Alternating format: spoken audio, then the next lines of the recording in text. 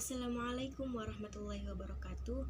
Halo teman-teman, berjumpa lagi dengan saya Irma Salsabila dari jurusan Pendidikan Bahasa Arab semester 3. Pada video kali ini kita akan membahas mengenai dasar-dasar teoritis pengajaran bahasa. Dasar-dasar teoritis pengajaran bahasa itu ada 3. Yang pertama dasar linguistik, yang kedua dasar psikologi, dan yang ketiga dasar pedagogis. Setelah ini kita akan membahas lebih rinci apa itu dasar linguistik, dasar psikologi, dan dasar pedagogis. Jadi teman-teman, kita akan membahas mengenai teori linguistik atau dasar linguistik. Di sini saya akan menyebutkan 2 aliran dalam teori linguistik atau dasar linguistik. Tetapi sebelum itu, alangkah baiknya kita mengetahui apa manfaat mempelajari linguistik bagi calon guru bahasa Arab. Beberapa manfaat bagi calon guru bahasa Arab yang telah mempelajari linguistik, yaitu ada 4 manfaat. Yang pertama, linguistik membekali guru bahasa Arab tentang teori-teori seputar hakikat bahasa, pemerolehan bahasa, proses berbahasa, penggunaan bahasa secara aktual dalam sehari-hari, dan lain-lain yang dapat dijadikan sebagai asumsi atau panduan dalam proses pendekatan, metode, dan juga teknik pengajaran bahasa Arab. Lalu yang kedua, linguistik membekali guru bahasa Arab dengan kemampuan untuk menganalisis aspek-aspek bahasa dengan tujuan untuk mengantisipasi adanya kemungkinan hambatan pada saat kegiatan pembelajaran bahasa Arab berlangsung. Yang ketiga yaitu linguistik dapat dimanfaatkan atau dipraktekkan dalam pembelajaran bahasa. Dan yang terakhir, yang keempat, idealnya seorang guru bahasa Arab juga termasuk seorang linguis atau praktisi linguistik yang mampu menguasai semua bahasa siswa atau pelajaran bahasa Arab dalam semua aspeknya. Selanjutnya kita akan masuk ke pembahasan mengenai 2 aliran dalam teori linguistik atau dasar linguistik. Yang pertama ada aliran struktural. Aliran struktural dipelopori oleh linguis dari Swiss Ferdinand de Saussure pada tahun 1857 sampai 1913. Tetapi dikembangkan lebih lanjut atau lebih signifikan oleh Leonard Bloomfield.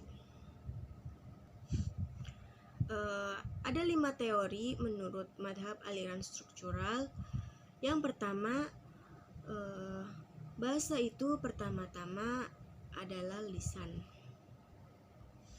Yang kedua, kemampuan berbahasa diperoleh melalui kebiasaan. Maksudnya adalah ketika seseorang itu bisa berbahasa, maka dia memperolehnya melalui kebiasaan, seperti menghafalkan beberapa kosakata, sering mendengarkan orang berbicara, dan lain sebagainya. Yang ketiga, setiap bahasa memiliki sistemnya sendiri yang berbeda dari bahasa yang lain.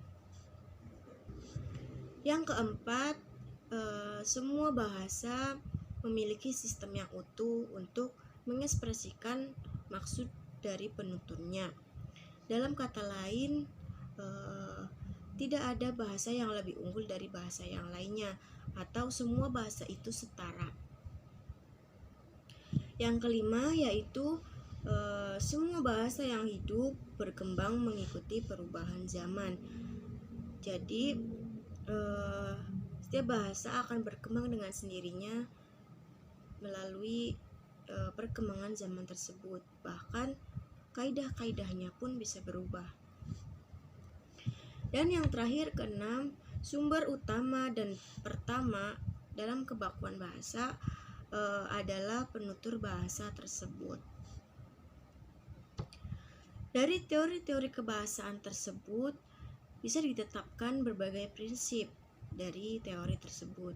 Yang pertama, karena kemampuan berbahasa diperoleh dengan kebiasaan, maka seorang guru harus lebih sering menyuruh para muridnya atau siswanya menghafalkan atau menirukan berulang-ulang apa yang dia katakan. Yang kedua, karena bahasa lisan merupakan sumber utama bahasa, maka seorang guru harus memulai pelajaran dengan menyimak dan berbicara.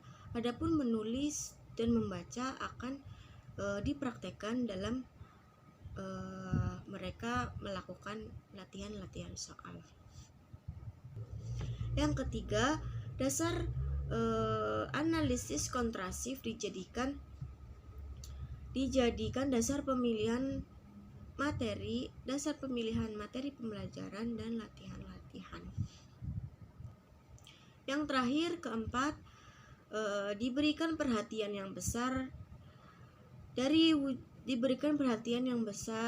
dari wujud luar bahasa seperti pelafalan ejaan, seperti pengucapan yang fasih, ejaan, pelafalan yang akurat, struktur yang benar, dan lain sebagainya.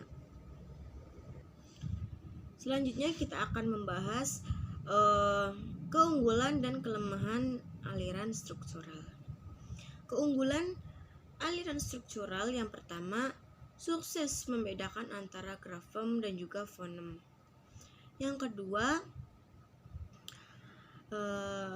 metode drill dan praktik bisa membentuk keterampilan berbahasa dengan cara melalui kebiasaan.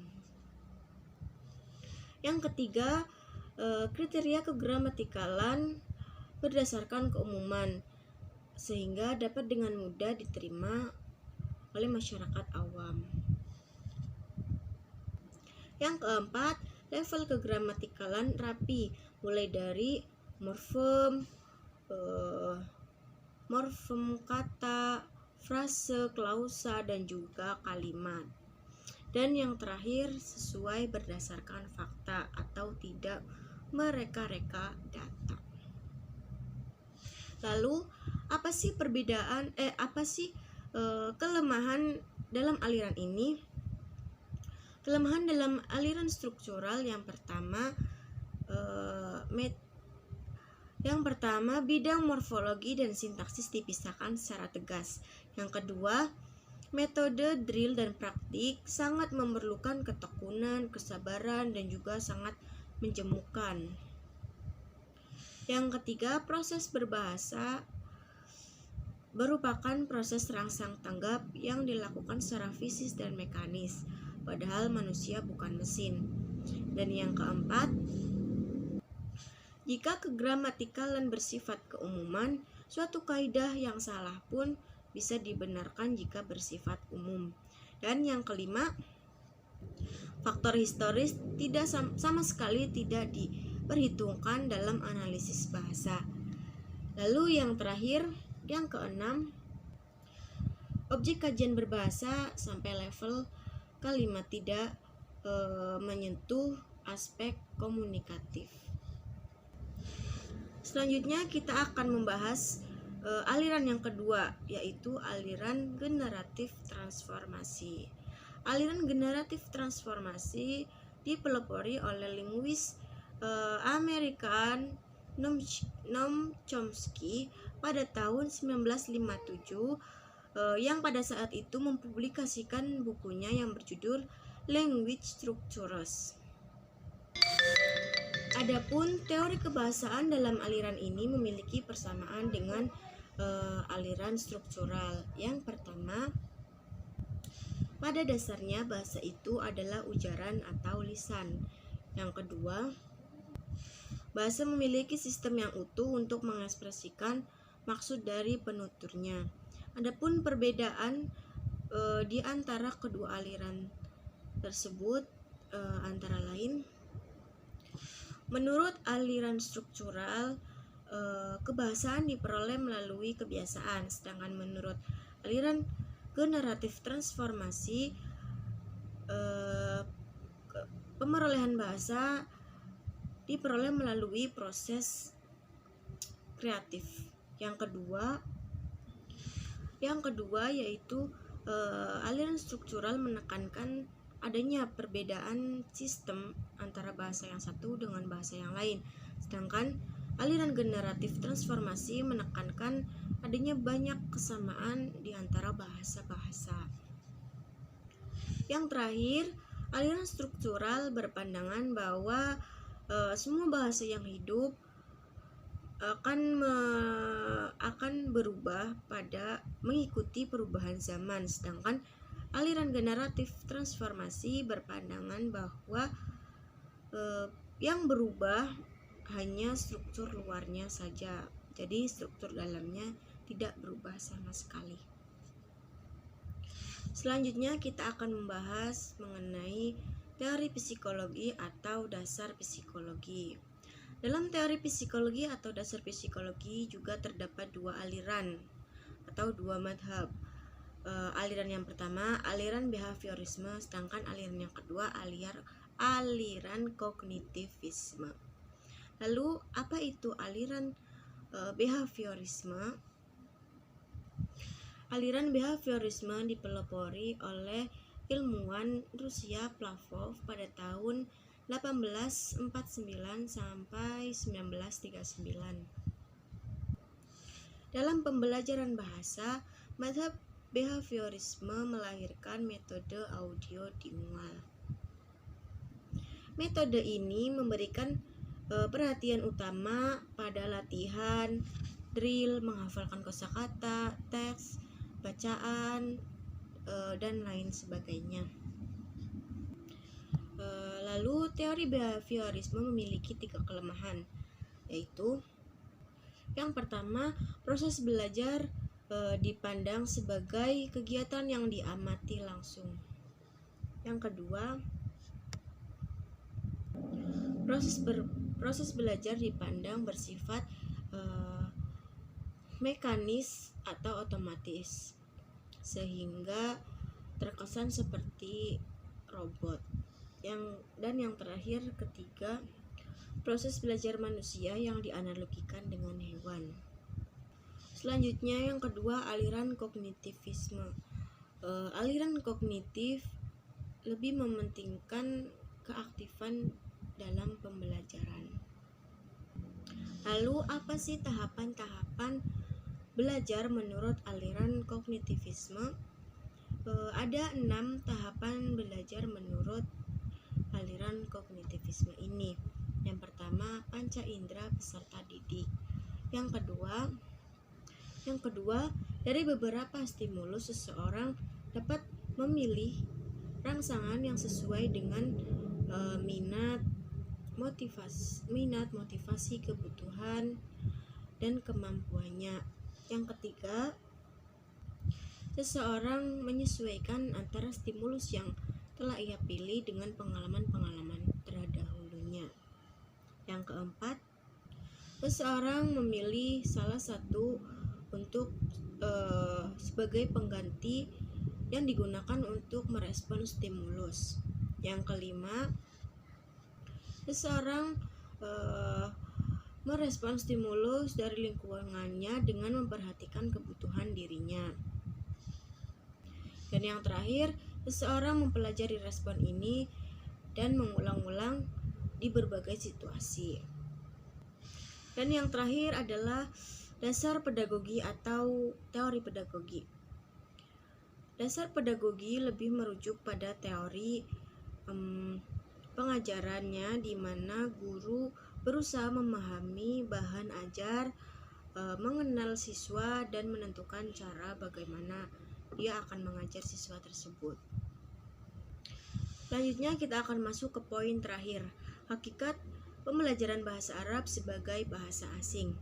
Hakikat pembelajaran bahasa Arab sebagai bahasa asing ada 3. Yang pertama, mengembangkan kemampuan berkomunikasi dalam bahasa Arab. Yang kedua, menumbuhkan kesadaran tentang pentingnya bahasa Arab sebagai salah satu bahasa asing untuk menjadi alat utama belajar. Dan yang terakhir mengembangkan pemahaman tentang keterkaitan antara bahasa dan budaya. Mungkin hanya itu yang bisa saya sampaikan. Kurang lebihnya saya mohon maaf. Wabillahi taufiq wal hidayah. Wassalamualaikum warahmatullahi wabarakatuh. Sampai jumpa di video selanjutnya. Bye.